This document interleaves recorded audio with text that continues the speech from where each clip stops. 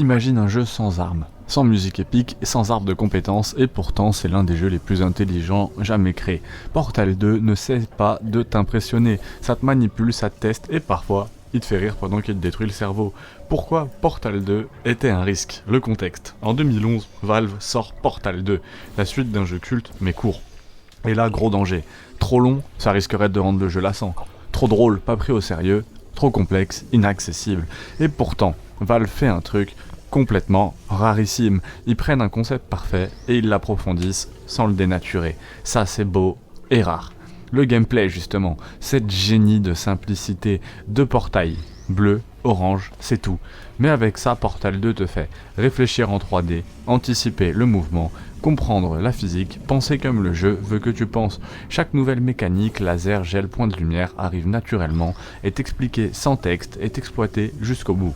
C'est du game design pur, enseigné aujourd'hui dans les écoles. Fun fact, beaucoup de puzzles ont été testés sur des joueurs qui ne jouent jamais aux jeux vidéo. Ce rythme justement, jamais une seconde de trop. Portal 2 est long, mais jamais fatigant. Pourquoi? Parce que le jeu alterne en permanence. Puzzles, narration, humour, exploration. À aucun moment tu bloques sans comprendre pourquoi.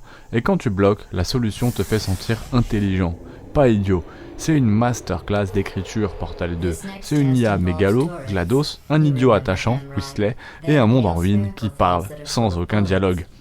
Là où d'autres jeux expliquent tout, Portal 2 te laisse observer. Moi je pense que ça m'a fait un peu penser quand même à Stardew Valley, à The Stanley Parable quand même. Je trouve qu'il y a quand même quelques points communs, même si c'est des jeux qui ont rien à voir.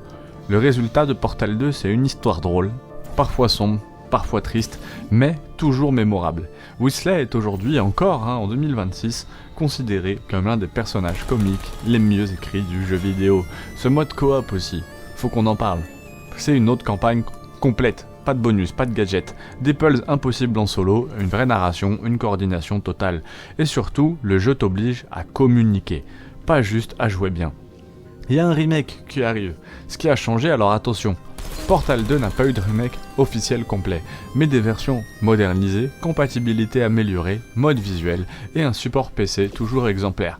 Portal 2 se joue parfaitement aujourd'hui, sans avoir vieilli, contrairement à beaucoup de jeux de 2011. Il me semble même que Portal 1 a été repris sur Switch il y a peu de temps. Comparaison. Pourquoi Portal 2 est unique? Comparé à The Talos principal, vous pouvez aller voir mon test dessus, plus philosophique mais moins accessible. À Cube, plus froid, moins narratif, ou à Antichamber, le test sortira bientôt donc abonne-toi, plus expérimental. Portal 2 reste le meilleur équilibre entre intelligence, humour et plaisir pur. Un petit verdict, objectif mais clair. Les grandes forces, c'est ce game design, parfait, l'écriture, exceptionnelle, le rythme irréprochable, et cette coop légendaire. Les faiblesses, c'est que c'est trop facile pour les hardcore puzzle gamers, mais vous devez pas être très nombreux, et pas de vraie rejouabilité solo. Vraiment, la phrase qui va te faire cliquer sur cette vidéo, qui va te dire que tu regrettes pas d'avoir cliqué sur cette vidéo, c'est que Portal 2 c'est pas juste un grand jeu, c'est la preuve que le jeu vidéo peut être intelligent sans jamais être prétentieux. Portal 2 c'est un classique intemporel.